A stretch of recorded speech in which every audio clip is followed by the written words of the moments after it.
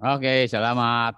Nandito tayo sa Green Valley ng Cagayan Valley. So, mga sama, salamat nandiyan na kayo. Oo, nakita ko smile kayo kasi maganda ang aking likuran. Ano po. Humangin-hangin pa nga yan, pati buhok ko nahahanginan. Ano po. So, salamat, nandiyan kayo.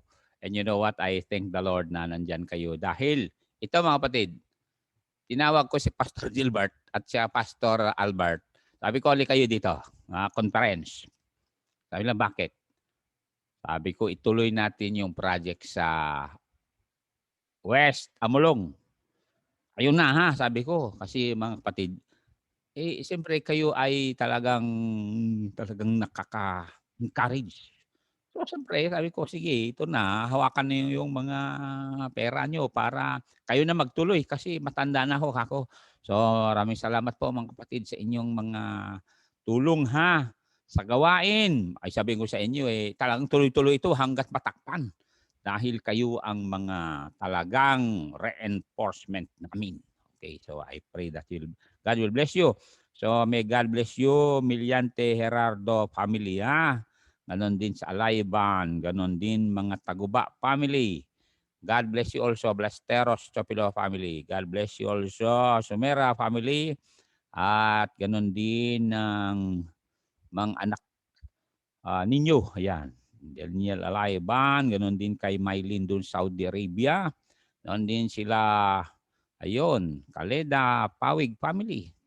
Bautista Malanot family, I bless you all. I bless also the Molina, Lumabi family, ganoon din ang Balunos Pawig family. I bless you all, yung mga Katyan, Batong family, Laforga, Lasam family, at mga Andaya family. Okay? So, kita ko muna yung verse natin dahil tuloy natin itong lesson natin na Bible Believers with a Heavenly Perspective. Part 3 na ito ay masabing sa inyo, kung tayo ay may heavenly perspective, hindi tayo napapagod na maglingkod sa Panginoon, hindi tayo napapagod na tutulong sa gawain. Kaya yan, binilin ko na si Pastor Gilbert, Pastor Albert. Bahala na kayo doon, nakako. Ay, nandun naman ng mga materials na. So, salamat po. Okay. Ito na uli ang ating verse pagkat we talk about heavenly perspective. Ready, begin. But now, they desire a better country. That is, an heavenly. Wherefore God is not ashamed to be called their God, for He had prepared for them, a city. Kung tayo nakatira sa city ngayon, meron tayong city, syudad na puntahan. Yan, ang alam nila, Ma'am Kalisaan Bundang. Ano po, yan, mga kakilala natin yan. So, mga kapatid, what a day that will be. Yan, alam din naman ni Ma'am Charito Velarde Arojado ito di ba? Mga kakilala natin nung bata pa tayo. Ngayon, senior citizen na tayo, tuloy-tuloy pa rin maglingkod sa Diyos. Bakit? Alam natin na there is a heavenly city na doon na tayo lilipat. Kaya lang, habang nandirito tayo, we need to understand na, sabi nga ng Bible, rescue, redeem, ayun. And then, sabi na Apostle Paul, do the work of an evangelist. Ibig sabihin, reach out. Kaya nga, salamat po sa inyong mga kapatid na talagang when it comes to project, para hindi nakakahiya yung mga building natin, nandyan kayo. Ano po? Ayan. So, ayan. Kung nanonood si Pastor Red ay talagang red alert ka na dyan kasi tuloy-tuloy daw na Pastor Gilbert at Pastor Albert hanggat matakpan yung iyong building dyan. Ano po? Para masaya naman yung mga Gannaban Lasam family kasi diyan sila nagsisimba sa inyo kung wala sila rito. Doon daw i-dedicate yung baby nila. Tingnan niyo yan. So, yes, we are looking for a heavenly city kasi alis din tayo naman dito Kaya, babalik tayo doon sa story ni Naomi at saka si Ruth mamaya. Dahil napakagandang isipin na iniwan nilang Moab. Pumunta sila Bethlehem, Yung Bethlehem na yun, as I said, yan ay house of the living bread. Alam natin kung sinong living bread, the Lord Jesus Christ. Then mga kasama, one day, we will be with the living bread in heaven. Ang ganda isipin. So, Bible believers with a heavenly perspective. And remember yung verse na ni take note ni Sir James. Salamat Sir James. Ang ganda ng note mo kanina, ang iyong outline. Perspective means the capacity to view things in their true relations or relative importance. It's important to talk about heaven because that is where your eternal soul will dwell. Oo.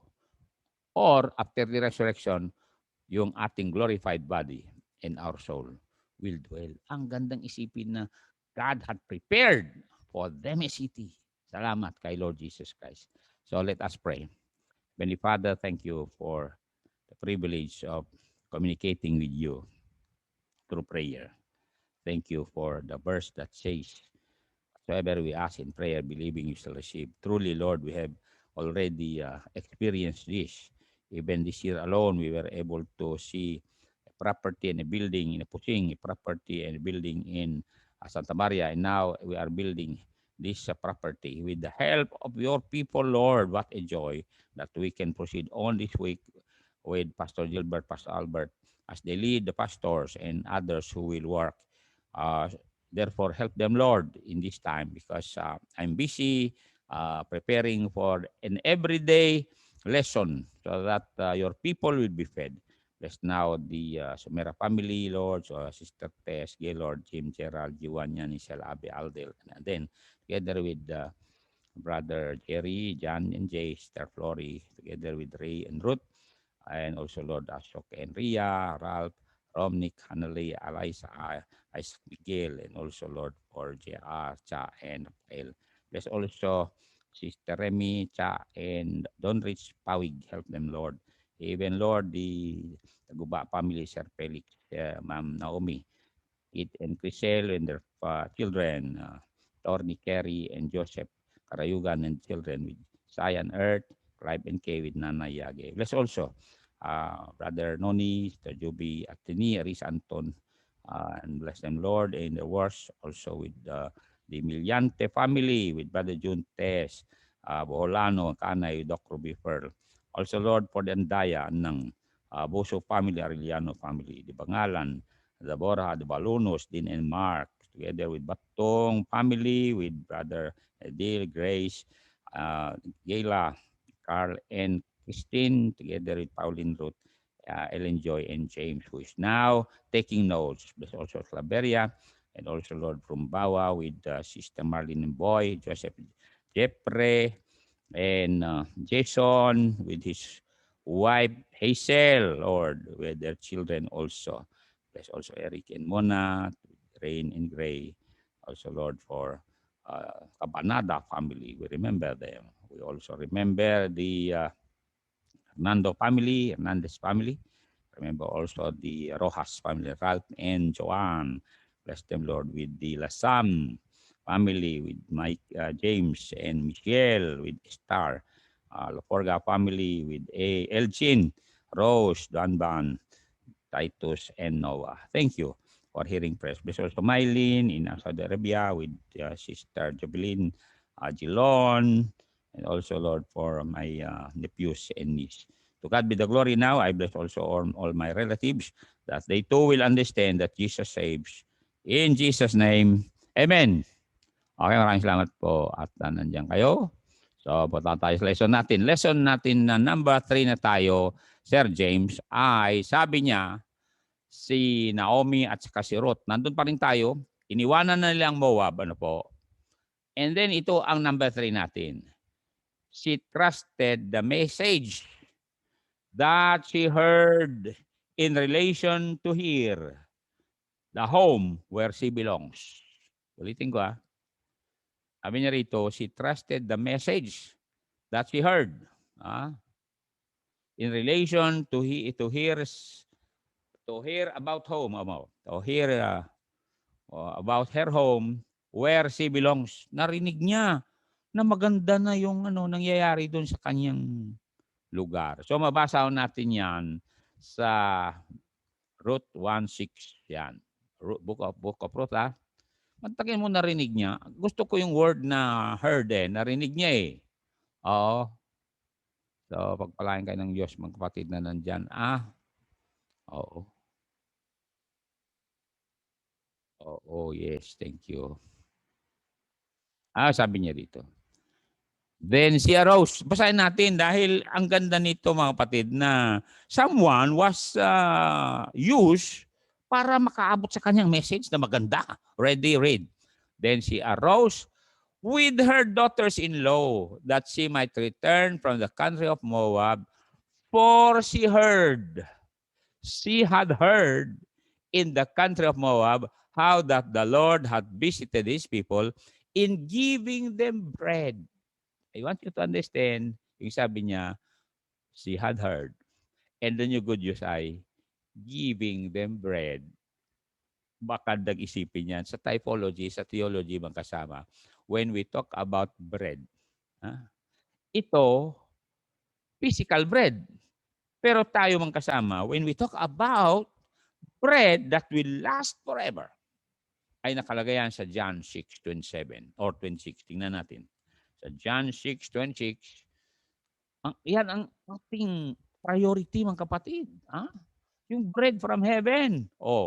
Ang sabi niya, kung nandyan na kayo, I am so encouraged na wala pang time, nandyan na kayo, naghihintay. Thank you po, Lord, sa mga kapatiran. I bless them all. Ayan. So I bless also the Bautista and the Malanot family. Okay, nandiyan kayo, ready, read. Jesus answered them and said, verily, verily, I say unto you, ye seek me not because ye saw the miracles, but because you did eat of the loaves and were filled. Look at verse 27 na. Verse 27. Para makita nyo na tayo dito ay meron pinag-uusapang bread na yun. Labor not for the meat which perisheth, but for that meat which endureth, unto everlasting life. You see, we need to share about Jesus, no po, which the Son of Man shall give unto you, for him hath God the Father sealed. So salamat narinig ni Naomi na meron ng bread doon. At tayo mga kapatid, dapat iparinig natin na meron living bread that people can receive while here on earth para magdiretso sila sa heaven pagdating ng oras. Look at the verse again that I'm going to show to you sa 51. John 6:51. Tingnan niyo ito. John 6:51. Yun ang sinasabi ko sa inyo mga kasama na we look beyond the physical bread.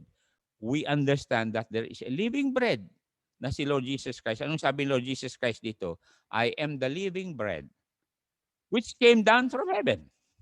Any man eat of this bread, he shall live forever. And the bread that I will give is my flesh, which I give for the life of the world. Ibig sabihin, nung namatay siya sa cross, his body was broken for us, to be redeemed. Kaya pasalamat tayo sa Diyos na meron mang nagturo sa atin na meron palang living bread na walang iba kundi Lord Jesus Christ. Balik tayo sa verse 35 para maintindihan ng bawat isang nanonood sa telebisyon. Kinakailangan tangkapin yung si Lord Jesus Christ. Tingnan mo yan, si Louie Espiritu na nanonood at saka si Johnny Lauriaga sa San Jose City. Ayan. Ang sabi niya sa verse 35, yun ang ating pakay dito para those of you who had not yet submitted your soul for Jesus or to Jesus, tanggapin na ninyo.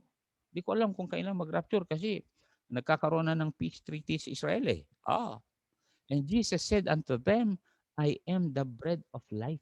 I am, Sabihin, pwede mo siyang tanggapin ngayon. He that cometh to me shall never hunger, and he that believeth on me shall never thirst. Totoo yan. Magsimula nung tinanggap Lord Jesus Christ sa Olongapo City, 1974 na po. Mula noon, hindi na ako naghahanap ng to satisfy me. Wala na eh. You know why? The moment you have Jesus as your Savior, satisfied ka na. Yan ang sabi ng Psalms 107 verse 9. Tingnan natin sa Psalms 107 verse 9. Maring ikaw nanonood sa oras na ito, you are looking for something that will satisfy your soul. Nasubukan mo ng lahat. Naging heavyweight ka na nga dahil sa kakakain mo. Wala pa rin sa pagkain. Ayun, hindi ka na isakay ng tricycle dahil talagang extra large ka na. Pero, I want you to understand na Jesus is your only ano, bread that satisfies. 107 verse 9 begin. For he, tingnan niya, he, person yan. Hindi things, hindi things. He satisfy the longing of your soul. Narinig niyo yan. And fill it the hungry soul with goodness. Oh, narinig niyo yan. Kaya nga, nabalitaan natin isang araw. Tuwang-tuwa yung isang tao. Inakyat daw niya lahat ng bundok kasi mountain climber siya. So, sabi niya, pag naakyat ko ang Mount Everest, ay talagang magkakaroon ako ng contentment. Umakyat sa Mount Everest, mga kapatid. Alam yung nangyari? Pagdating sa Mount Everest, tuwang-tuwa siya. Kinuha niyang kanyang cellphone. Nag-selfie, nadulas, namatay. Tingnan niyo mga kapatid. Importante na hindi naman masama, akyatin mo lahat ng bundok, lahat ng kahoy, pwede makyatin din. Pero naman, save muna kayo bago kayo makaakyat sa lahat ng bundok. Dahil meron pang bundok na mas magandang akyatin. Pagdating ng oras, tingnan natin kung saan yung bundok na yun. Ready? Basahin natin Psalms 48, 1 and 2. Uy, nanonood ang ating tinulungan na pastor sa Abra, si Pastor MacArthur Tangpap. Kahit pa paano, nakatulong tayo dyan mga kapatid. Nagbigay tayo pangbigas niya. Monthly noon. Salamat, nakaahon ka na kabsat ha. Oo. Totoo yan, maaaring hindi nakita itong taong ito, pero taga Cordillera, masipag yan. Great is the Lord, sabi niya rito. Greatly to be praised. In the city of our God. Ano sabi niya? In the mountain of His holiness. Verse 2, tingnan natin verse 2. Kaya meron din tayong punta na bundok by that time, pero hindi matirik na bundok, hindi ho. Ang gandang bundok yan. You know why? Dahil doon ng bundok ng hari ng mahari. Read. Beautiful. Beautiful na bundok na yon for situation. The joy of the whole earth is Mount Zion on the sides of the north. The city of the great king. What a joy. Kaya nga napakagandang future natin mga kasama. Kaya tama lang ginagawa natin na yung mga loved ones natin, ilapit na natin sila kay Lord Jesus Christ. Dahil kung mailapit na natin sila kay Lord Jesus Christ, mga kapatid, sabi ko sa inyo, there will be a great reunion one day. Okay?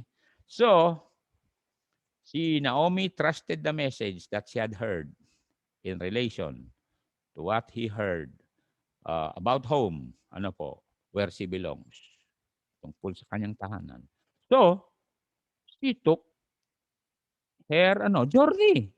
Ganun yan. Ang ibig sabihin ng faith kasi is taking God at His word. Ibig sabihin, pag nalaman mo, na may message, punta ka na. Katulad yan, message ko yung dalawang pastor. Punta kayo rito kasi kailangan ayus-ayusin na ninyo mag-build dun sa bagong project natin na malaki.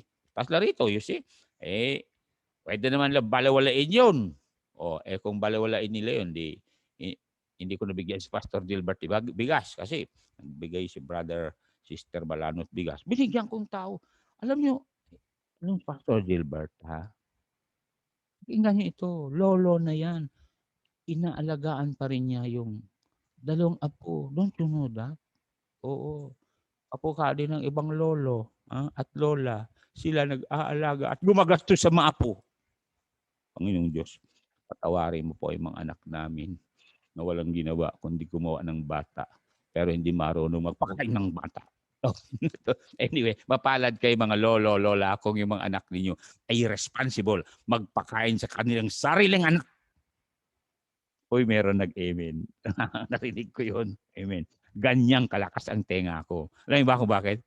Lahat ng dahon ng palay dito, yan ay mga cell sites. Ayun. Nakuha nyo. Okay. Tuloy natin to. Punta tayo sa John 14, 1-3. Alam na alam nyo ito. About our home. Where we belong. We don't belong to this planet. This world is not our home. Kapatid. Okay, basahin natin. Alam na alam nyo ito, di ba? Okay. Nandiyan na kayo.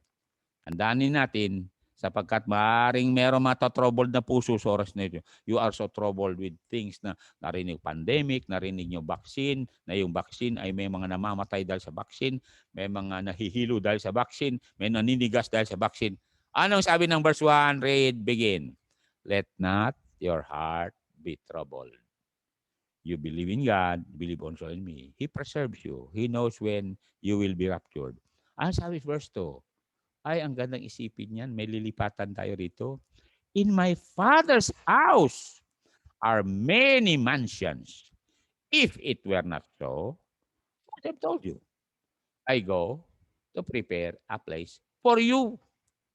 And if I go and prepare a place for you, I will come again and receive you unto myself, that where I am, there you may be also. O, tingnan niyo yan mga kapatid. So tayo ay talagang tagalangit na ho tayo. We don't belong to this earth. Kaya nga hindi tayo gaanong enslaved with worldly things, with worldly philosophy. Hindi na. The use of, sabi nga ni Sir Alex Taginon, what's the use of having a vehicle today? Hindi ka naman makalabas. O, mura ang gasolina. Hindi ka naman makalabas. O, tignan mo yan. So, pasalamat tayo na this world is not our home. At yung home natin ay permanent. Ang gandang isipin mga kasama na dito, di permanent ang home natin. Mamaya, marinig mo may anay. O mamaya-maya, ayun, umulan ng bato. O anyway, salamat umulan dito. Ano po. Pero mga kasama, what a joy na meron tayong makuhang lesson tungkol sa buhay ni Naomi at saka si Ruth na iniwanan lang Moab. Ay totoo yan. Pakinggan pa natin ang sinabi ni St. John, ha? Para hindi naman tayo malungkot. Alam niyo ba kung bakit ang tao malungkot? Ha? Katulad ng isang bata daw yan. Dami-dami niyang laruan. Nung nagpunta sa mall, nakakita naman ng laruan. Alam niyo yung laruan? Motorsiklo na may battery. Sabi niya, tatay, kung makuha mo yun, talagang masayang-masaya na ako. Ay yung tatay, nagpunta sa ATM, sa mall. Ba, meron pa. Binili niya yun. At alam niyo mangyayari mga kapatid, tuwang-tuwa yung bata. Tatay, thank you so much, sabi niya. Nakita pa nga namin, dahil yung bata, sinubukan doon sa yard nila, ang ganda. Ang masakit doon, may dumating na kapitbahay. Ay, salamat po kay Sister Debata. Dumating kapitbahay, tunay na motor naman ang dala niya. Alam niyo yung click, click. Basta i-click mo lang, under na. Sabi nung bata, tatay, sabi niya, gusto ko yung sa kanya para makalabas ako sa labas. Tignan niyo mga kapatid. So pakinggan natin sabi ni Apostle John sa 1 John 2:15-17. Kaya nga, masaya ako kasi maraming palay sa likod ko. Basta may bigas, yun nga. Salamat ako dumating. Brother Sister Malang, bigay bigas. Bigay din ako kay Pastor Hernandez. Nanonood Pastor Hernandez. Salamat. Salamat na karating na kayo. Walang ulan, no? Okay, tuloy natin to. Ano sabi niya dyan, mga kapatid? Sige nga. Love not the world, neither the things that are in the world. If any man love the world, the love of the Father is not in him. Ayun. Kaya maraming tao wala nang mai-share sa ministry. O nga pala, salamat po. May bago nagpadala sa GCash. Salamat.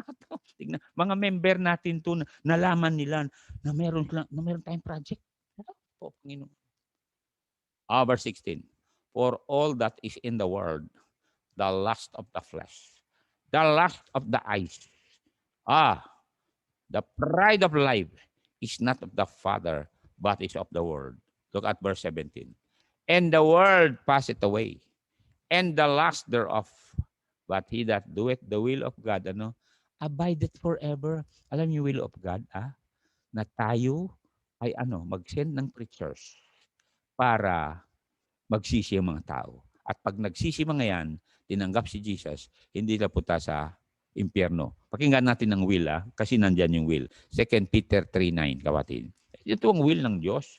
Kaya nga salamat po. Ayun, salamat sa mga Gilon family. Napagod si Brother Gilon, naghukay.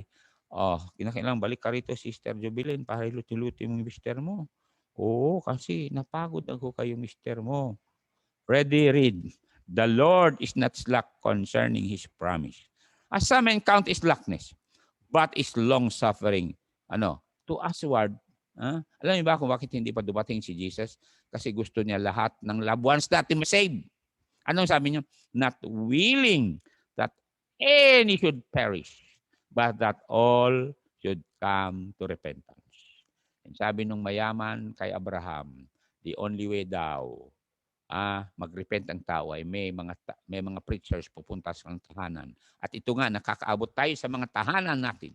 At dahil nakakaabot tayo sa tahanan ng mga unbelievers, yung mga kababayan natin sa telebisyon, sa Facebook, Kaya nga sinabihan ko si Mr. Damo, Mr. Damo, mag-Facebook ka naman, ang ganda kasi maraming damo sa likod ko, sabi ko sa kanya. Kakikilala ko lang kay Mr. Damo. Alam mo, may mga tao talaga na ang babait. Oo, kaya tayo dapat mas mabait. Nakita niyo mga kapatid, huwag natin patulan yung mga nang-iinig sa atin, nang aasar sa atin. Dahil we are bound to the promised land, di ba? Dapat excited tayo. Kaya walang nakahadlang kay Naomi at saka si Ruth na pupunta sa Bethlehem, Judah. Kasi excited sila pupunta doon, you know why? May bread doon eh. May pagkain doon. Ganon din dapat sa atin. Na dahil alam natin na one day, hindi na tayo magluto ng bread. You know why? Si Jesus lahat magluto. Ay malinaw sa Bible yan. Naalala yung mga Israelites, di ba? When the Israelites were traveling from Egypt to the Promised Land, sino nagluluto pagkain nila? Sige nga. Alam mo niyo kung sino? Ang Panginoon. Araw-araw naghuhulog ang Panginoon ng bread na yan ay food of angels. Don't you know that? Mas pagkain ng angel. Mga angels, yun din pinakain ng Diyos. Wala kayong marinig na sila, katulad sa likod ko, nagbayo sila. Wala. Tuwing araw, namumulot lang sila ng bread. You know that? Kaya dapat ganun din sa atin dito. Wala tayong reklamo, Hindi nga atin nagtanim ng palay. Pero dumating yung ilang bigas dito. Dala ni Pastor Tom, Brother Malanot, sabi ko sa inyo, wala akong masabi kaya dahil konti lang naman rice kinakain ko. Kaya nite-text ko na lang yung mga pastor. Sana malapit ka dyan sa Abra. Adoti bagasi jay Abra, Pastor Tangpap. Ado kano. Alam niyo, masipag sila dyan sa Abra. Katulad ni Nanay Locadio noon. Masipag sila dyan. Si Sister Katyan. Ang ganda ng lugar din nila dyan. Kaya alam niyo mga kapatid, sabi ko nga, ang lapit-lapit ng Abra, kung mag-Google ka, dapat tulungan tayo ng China. Anyway, kunin ng China ang Pilipinas. Kukunin ng China ang Pilipinas dapat at mag-shortcut na lang from Kalinga to Abra. Ang lapit lang yun eh. Sabi nga nila pag maglakad ka raw sa bundok na yan, ilang ka na lang. Kaya kung ako lang masusunod, tawagin ko ng China at bulldozerin nila o kaya gagawa sila ng tunnel from Kalinga to Abra. Ay, sandali lang. Papunta doon sa Ilocos Sur, doon sa mga pangalan nito, Old House, Ilocos Sur. Kaya lang mga kapatid, yung sabi ko sa inyo na 1.45 trillion na tinago ng mga politician daw sa Cayman, sa Netherlands, sa Switzerland, kung ginamit sana yon, di umiikot ng train whole Philippines at yung Santa Fe sana, di ba? Meron ng tunnel. Mantakin mo yan. Yung mga Hamas nga gumastos sila ng mga pera, gumawa sila ng tunnel sa ilalim ng Gaza. Hindi hindi mapakinabangan pagtaguan nila sa mga bomba ng Israel. Kaya mga kapatid, tama sinabi ni pangalan nito, si Manang Paz. Dahil sabi daw ng Amerika, pakinggan nyo ito, President Manuel L. Quezon, we are interested to make the Philippines one of the states of the United States. Alam niyo, sabi daw ni Manuel L. Quezon, I would rather make my country ruled by Filipinos like hell than to be ruled by foreigners like heaven. Ayun na. I-quotation yan, tawagan si Ate Paz. Alam ni Ate Paz yun. Ate Paz Fernando. Ano po. Kaya umiikot pa tayo, magmula Cagayan, papunta pa tayo. Takay mo, umalis kami la David dito noon. Punta kami ka Nanay Locadio doon sa Abra. Hapon na kami nakarating doon. Bakit ang layo eh? Pero kung sa Kalinga ka, dadaan, mga 2 oras nandun ka na. Kung may tunnel sana. Kaya lang, talaga malapit na naman eleksyon. Kaya kayo mga pastor, wag na lang kayong sasama sa mga please lang, politician. Anong sasabihin ng mga politician sa atin? Mahirap ang Diyos nyo. Ha? Oo. Please lang, ha? Ang Diyos natin, napakamayaman ng Diyos natin. O, tingnan natin kung saan sa verse sa Bible, napakayaman ng Diyos natin. Huwag naman natin pahiya ang Diyos natin. Kaya, pasalamat ako sa inyong mga membro talaga. Maraming salamat. Hindi tayo mapapahiya dyan sa West Amulong sa anapatan. You know why? Maluwang kamay nyo. Totoo yan. Kaya nga sabi ko kay Brother James, Sister Michelle, sita ka dyan si Sister Michelle sa Palayat. Salamat dumaan kayo. Kung hindi kayo dumaan, hindi nadagdagan ng 2 meters yung building nila sa anapatan. Ay, totoo yan. Salamat. Siyempre, hanggang doon lang talaga. Pero dumaan sila, sabi ko. Pili kami agad kay Ma'am Ruth. Ano sabi niya? Psalms 50, ha? Mayaman ang Diyos natin, pwede ba? Huwag natin sasama sa mga politician. Kaya humingi na sa politician. At huwag kayo mag-run. Alam niyo, kakahiya yun eh. Mantaka mo, inutang ng Pilipinas at China ang pera ng para gagana ng Pilipinas. Tapos makipagpunitan pa kayo. Lingkod kayo ng Diyos eh. Ano sabi niya? Verse 10. Psalms 50 verse 10. Kaya tuloy nagkakanik-kinig dito ang Pilipinas. Kasi yung mga pastor, lumuhod sa harapan ng mga politician. Lang naman. At oras na lumuhod kaya harapan ng politician, sasabihin sa inyo, ito, magpirma ka rito, pastor, ang tinanggap mo, ganito. Post ka. Ikaw naman, bilang pastor ay, ibibigay mo, sabi ng politician, ibigay mo tag 10,000 sa mga pastor yan. Binigay mo tagwa 1,000. Naku, kasali ka na sa korupsyon. Ready, read. For every beast of the forest is mine. And the cattle, upon 1,000 hills. Mapansin niyo, mine. Mine. Sabi nga diyan daw every beast forest is mine. Cattle upon the 1,000 hills. And the gold under the 1,000 hills daw. Sabi nung isang preacher. Kaya tama nga naman. Because the gold and the silver is mine. Di ba? O, tignan mo, nag-amen si Sister Donna Metante, asawa ni Pastor Tommy Metante, kasi ma-organize na sila. Sa May 28, magkatay daw si Sister Donna Metante ng kalapati. Salamat po. Alam ni Brother Sister Pawig yan, di ba? Alam niyo yun. Punta kayo. Wala naman pandemic dun. Maganda ng daan. Puro simento na. Ngayon sabi ko, salamat po. Wala kaming excuse na mag-evangelize ngayon. You know why? Ay, will everything na punta ka sa anapatan, pupunta ka sa Pusing. Puro simento na. Ang ganda pa ng highway.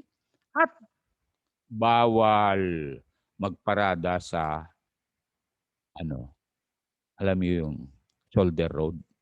Pinagbawalan kami. Pumunta kami sa Gonzaga. Tulok-tulok na ng Gonzaga. Nung nag-participate siya isang gilid, sabi na, bawal ho dyan. Sabi ko, ito na yung Agenda 21. Ano po?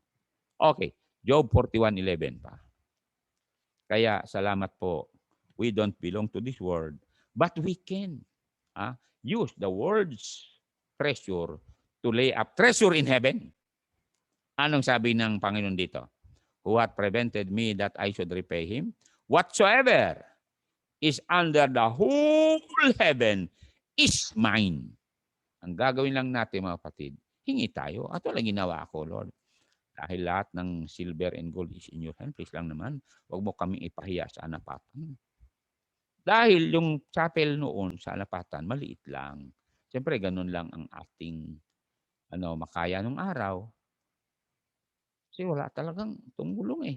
Oo, kami lang talaga dito sa Tuguegarao ang ano, bumili lupa do'n.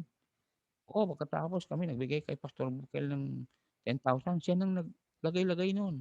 Buti may yero galing dito, 'yun ang pinagtagpi-tagpi.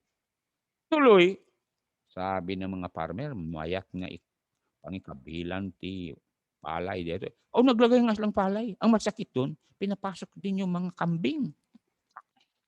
Ngayon, hindi na makapasok kambing. Bakit? Lagyan na ng pinto 'yan, oh.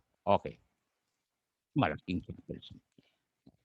Kaya salamat sa inyo na mga open-handed, open-hearted, para hindi tayo mapahiya.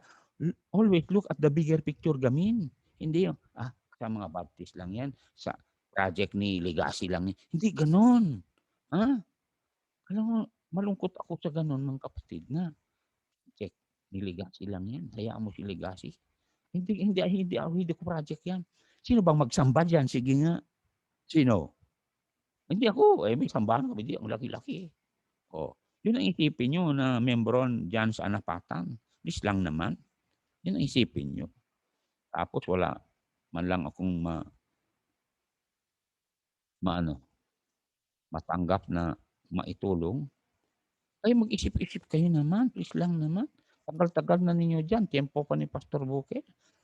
I hope nakaipon kayo ng marami na. Eh, pagdating ko diyan kahit piso wala.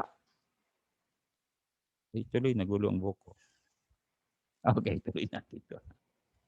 Totoo 'yan kaya kayo mga miyembro dito, salamat po ng marami. Kasi inumpisahan natin, tapusin natin, 'di ba?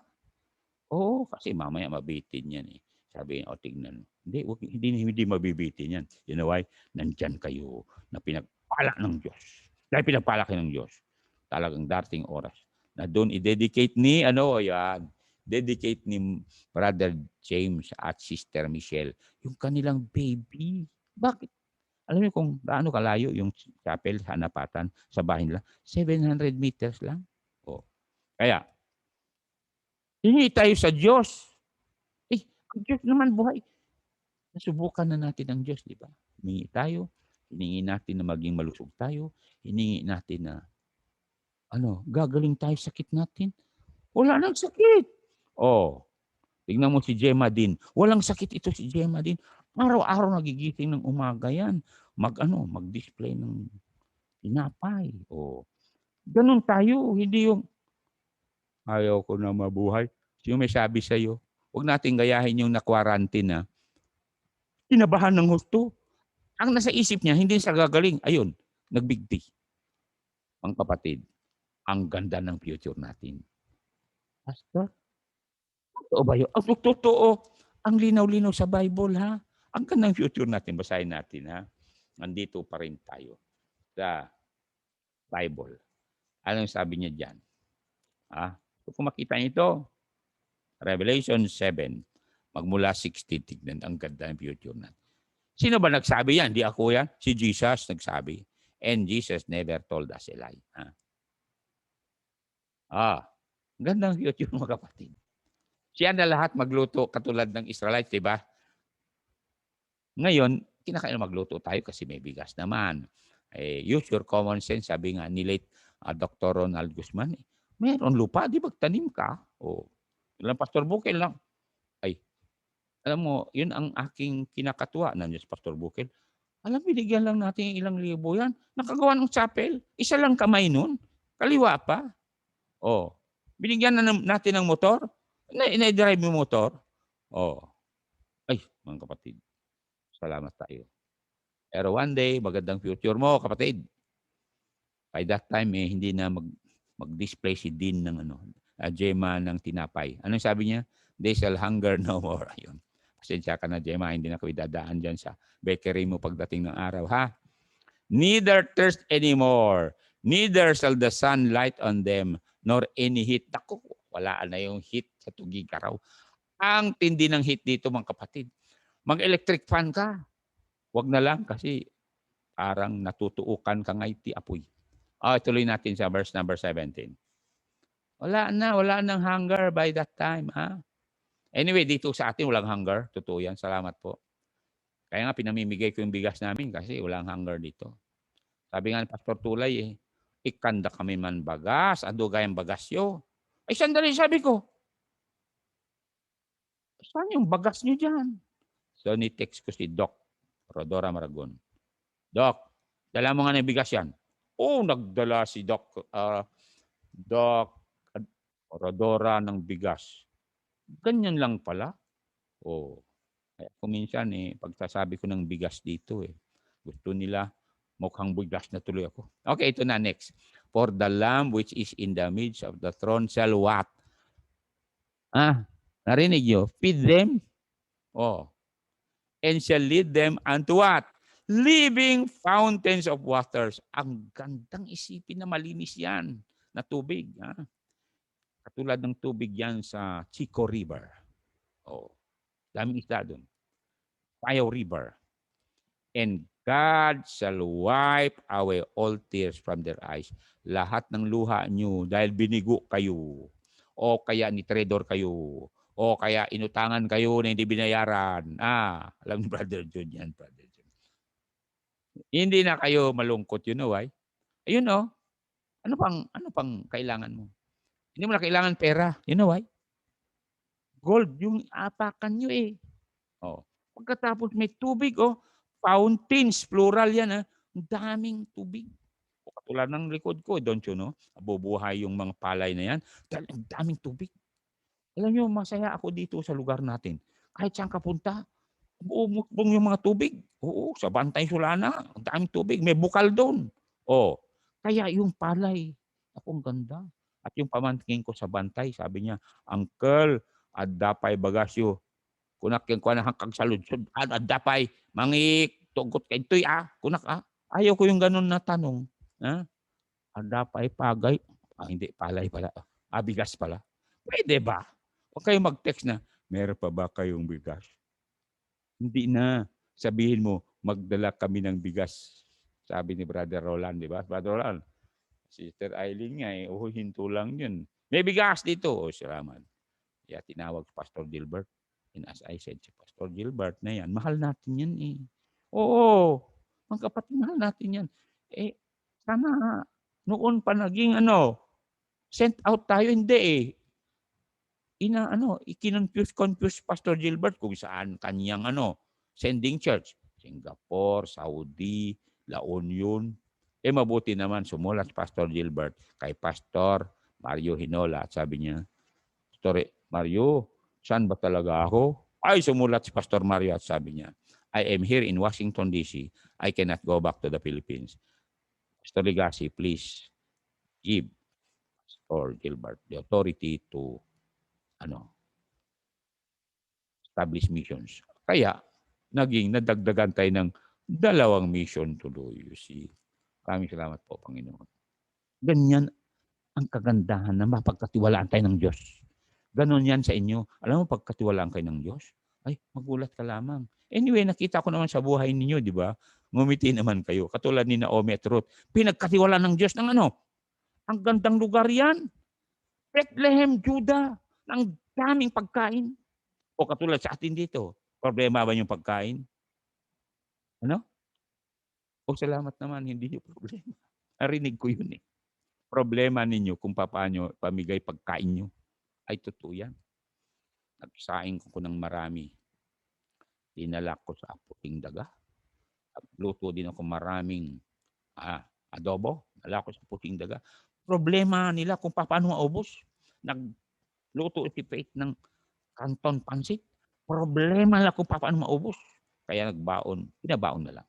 Isang araw din, ganoon din. Nagsaing ko 2 kaldero, tapos nag-adobo ako ng 3 kilong manok. Problema nila kung paano maubos. Hindi basta kumain nga, pero sa dami. Siyempre, ayaw ko naman na matutulog yung mga tao sa busog nila. Kaya sabi ko, kontrolin nyo lang. Kaya, Pastor Red, ikaw magluluto ngayong week, ha? Ay, hindi kami pupunta dyan. Bakit? Magpahinga naman ako. Noong January, hukay tayo sa Apusig. February, tumulong tayo kay Pastor Gilbert. Di ba? Nalala nyo yun? Ngayon, May, Nag-umpisa tayo diyan sa iyo. Anyway, salamat po sa mga Kristiyano katulad nyo. Ayun, mga pangalan nyo nandito. Pagpalain kayo ng Diyos. O, salamat. O, tingnan nyo. Di na natin naririnig yung Alpay mga da, sila Rosalinda, sila Dante, sila Daniel. Ngayon naririnig natin. Bakit? Nanonood sila gabi-gabi, araw-araw sa lesson natin. At ngayon nalaman nila may Gcash ni Faith. Maraming salamat po. Maraming nagpapadala sa Gcash. Don't you know that? Sila Largado, sila Maduma, sila Orbina, sila ano pa ba? Marami pa. Ayan. Totoo yan mga kapatid. Kaya one way or another, padali lang naman magpadala. Dahil naintindihan nila, o katulad din ni Ma'am Cardenas, sabi, we can also help. Tama yun. Dahil oras na alam mo save ka, gusto mo rin masave yung iba. Ganun yan eh. Remember, we were saved to serve. Tulad ni Abraham Udlaw, kailan ka mag-preach, ha? So, salamat. Punta pa tayo sa verse na ganito. Because we talk about heavenly matters ito, ha? Dahil ito, temporary lang tayo din mga kapatid. Katulad yan ng palay sa likod ko. Don't you know, pag namunga yan, mamaya anihin na, wala na. Darating yung oras na may harvest time. Tingnan natin Matthew 13 para maintindihan ninyo. No harvest will be over one day. Ha? Ano na? Tapos na. Game over. Anong sabi niya rito? Yan, verse 39. 13:39. 13:39.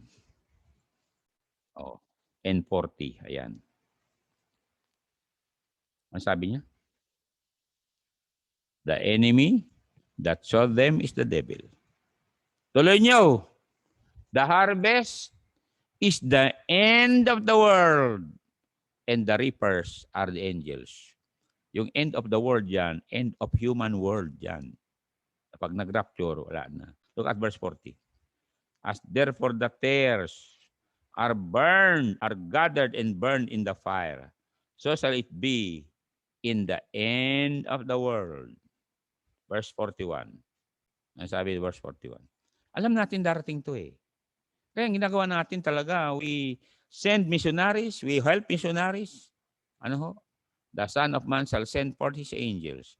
They shall gather out of his kingdom all things that offend, and them which do iniquity. At anong gagawin nila? Tingnan nyo, gagawin nila 42. Anong gagawin ng mga angels? Serious matter to, kapatid. Serious matter to, ha? Ano sabi niya? And shall cast them into a furnace of fire. There shall be wailing and gnashing of teeth. Bakit meron yan, Pastor? Kasi nga sa Resurrection Day, yung dati mong tinirhan na katawan, lalabas din yan. At itapon sa impyerno kasama ang kaluluwa mo. Verse 43, Yan ang law of contrast. The law of contrast is may impyerno, may langit. Yan ito.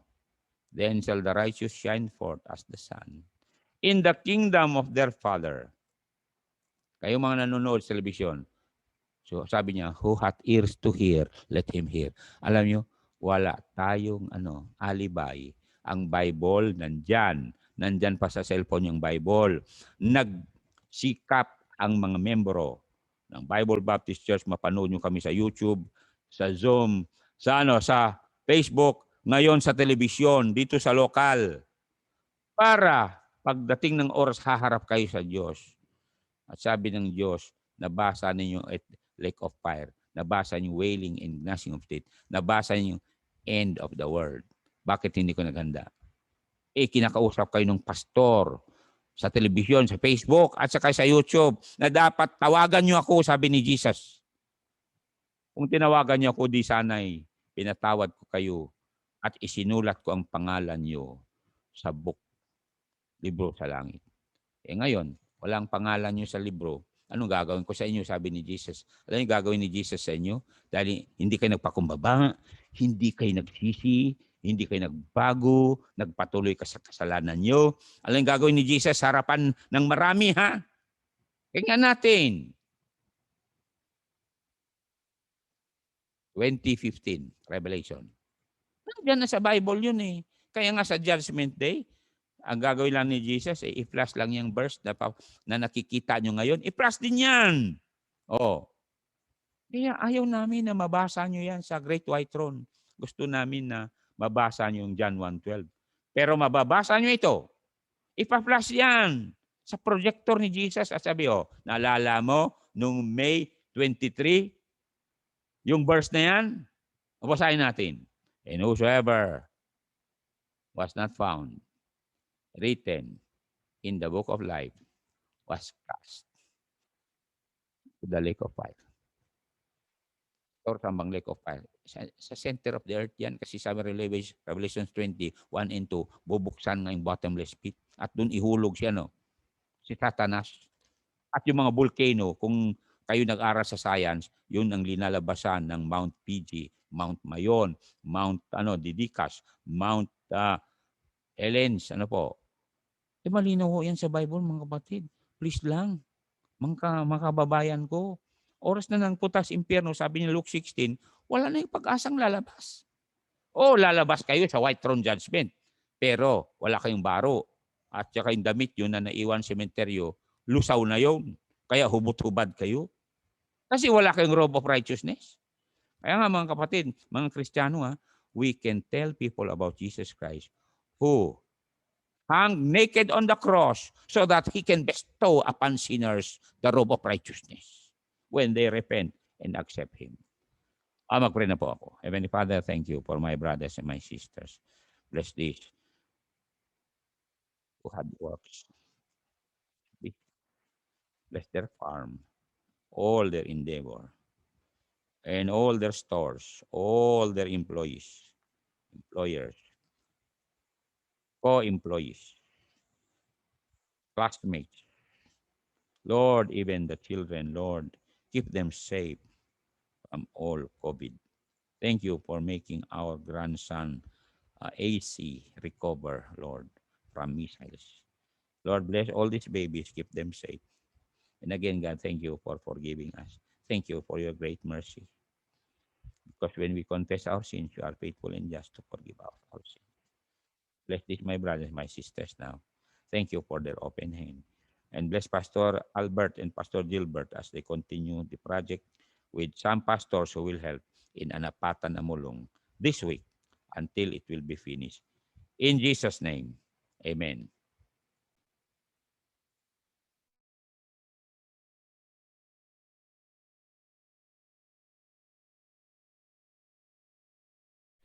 Thanks to God for my Redeemer. Thanks for all thou dost provide. Thanks for times now but a memory. Thanks for Jesus by my side. Thanks for pleasant balmy springtime. Thanks for dark and dreary fall. Thanks for tears by now forgotten. Thanks for peace within my soul. Thanks for prayers that thou hast answered. Thanks for what thou dost deny. Thanks for storms that I have weathered. Thanks for all thou dost supply. Thanks for pain and thanks for pleasure. Thanks for comfort in despair. Thanks for grace that none can measure. Thanks for love beyond compare. Thanks for roses by the wayside. Thanks for thorns their stems contain. Thanks for homes and thanks for fireside. Thanks for hope, that sweet refrain. Thanks for joy.